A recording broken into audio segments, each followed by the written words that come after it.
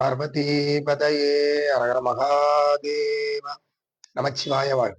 அடியார் பெருமக்களை வணங்கி மகிழ்கின்றேன்.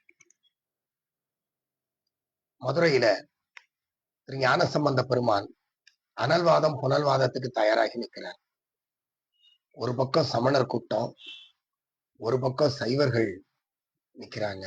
சைவர்கள் யாரெல்லாம் நிக்கிறார்? மங்கையர்க்கரசியார், குலச்சிறை நாயனார், திருஞான சம்பந்த பெருமானார், அவரது அடியார் பெருமக்கள் எல்லாம் நிக்கிறாங்க.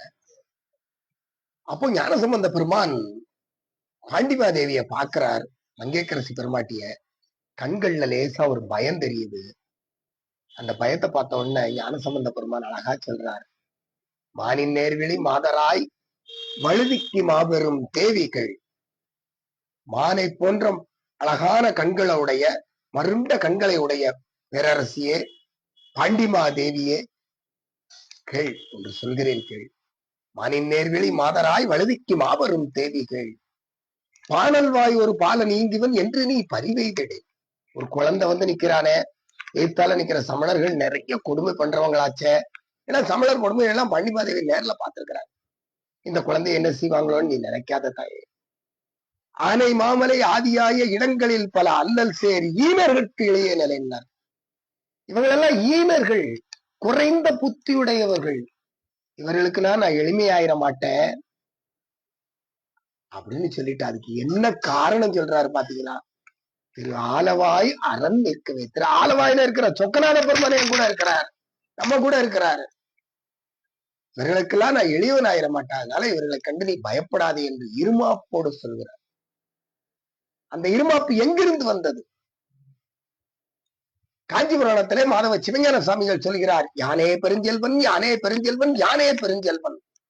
எல்லா உலகிலுமே, இங்க மட்டும் இல்ல. அப்படி சொல்வதற்கு காரணமாக என்ன சொல்லுகிறார்? ஆனேர் உயர்த்தருளி அஞ்சினார் ஊரறித்த கோனே எனக்கு குலதெய்வமாம் பெற்றால். திரிபுரங்களை தன்னுடைய ஒரு சிரிப்பினாலே எரித்த பெருமான் இருக்கிறானே, அவர் எனக்கு தலைவனாக இருக்கின்ற காரணத்தினாலே நான் பெருஞ்செல்வன் அப்படிங்கிறார். ஒரு இருமாப்பு எங்கிருந்து வந்தது? பெருமானுடைய திருவடியை நினைப்பதனாலேயே வந்தது.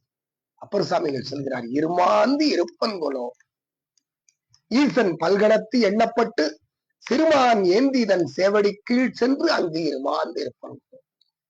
சிறிய மானை தன்னுடைய ஒரு கரத்திலே ஏந்தி இருக்கின்றானே பெருமான், அந்த பெருமானுடைய கணங்களிலே ஒன்றாக நான் இருக்கின்றேன். அந்த பெருமானுடைய திருவடி இன்பத்தை அனுபவிக்கப் போகின்றேன்.